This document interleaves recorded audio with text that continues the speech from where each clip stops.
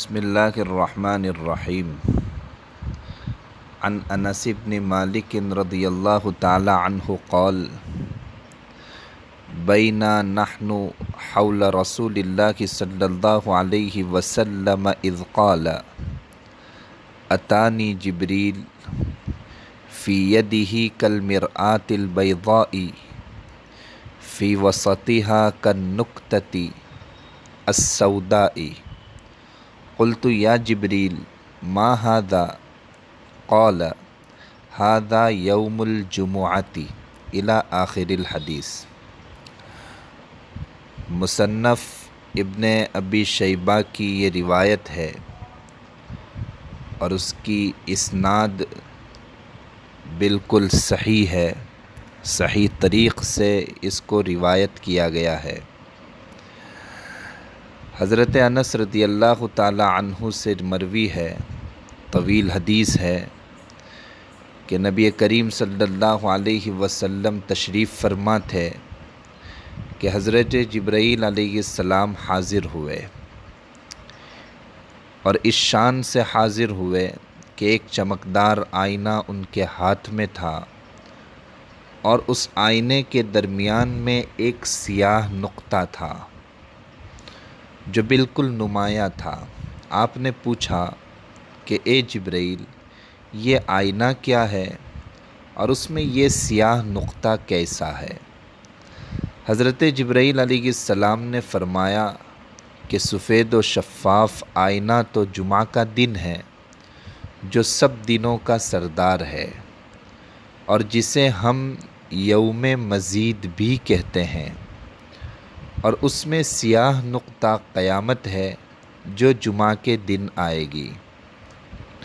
آپ صلی اللہ علیہ وسلم نے پوچھا کہ جمعہ کے دن کو مزید، یوم مزید کیوں کہتے ہو؟ عرض کیا کہ یا رسول اللہ، جنت میں مشک کا ایک میدان ہے جو بالکل سفید ہے، اس کی گھاس بھی سفید ہے، درخت بھی سفید ہیں، غرض ہر چیز سفید اور شفاف ہے۔ حضور صلی اللہ علیہ وسلم نے اس میدان کا عرض معلوم کیا، یعنی چوڑائی معلوم کی، تو جبرائیل نے کہا کہ وہ اتنا بڑا میدان ہے کہ ہزارہا برس ہو گئے مجھے گھومتے ہوئے،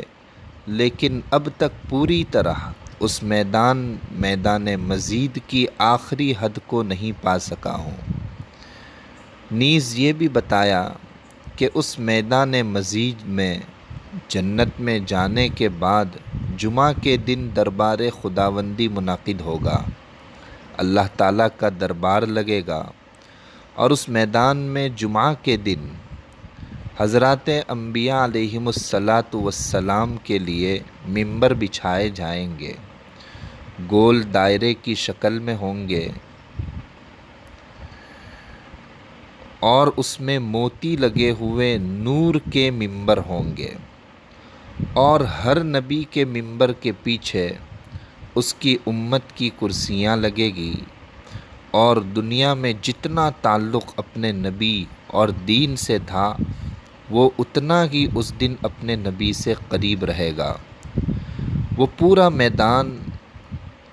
جب ان بیٹھنے والوں کی کرسیوں سے بھر جائے گا، یعنی جنتی لوگ اس پر بیٹھ جائیں گے، اور وہ کرسیاں اس شان سے ہوگی کہ ایک کے دیکھنے میں دوسرا حائل نہ ہوگا، پھر اللہ تعالیٰ تجلی فرمائیں گے، اپنا نور ظاہر فرمائیں گے، اور اللہ تعالیٰ کا دیدار نصیب ہوگا، اور فرمائیں گے کہ جو چاہو مجھ سے سوال کرو۔ چنانچہ جنتی بندے سوال کریں گے کہ اے اللہ، آپ ہم سے راضی ہو جائیں، آپ کی رضامندی کا سوال کرتے ہیں۔ اللہ تعالیٰ فرمائیں گے کہ میں نے تم کو اپنی رضا عطا کر دی ہے، اور میری رضامندی کی وجہ سے ہی تم اس جنت میں پہنچے ہو، اور یہ نفیس عمدہ قسم کی نعمتیں تم کو حاصل ہوئی ہیں۔ مزید کچھ اور سوال کرو، میں تم کو عطا کروں گا۔ اسی لیے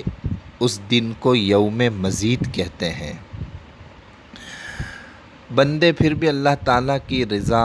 اور خوشنودی کا سوال کریں گے۔ اللہ تعالیٰ فرمائیں گے کہ تم گواہ رہو، میں نے تم کو اپنی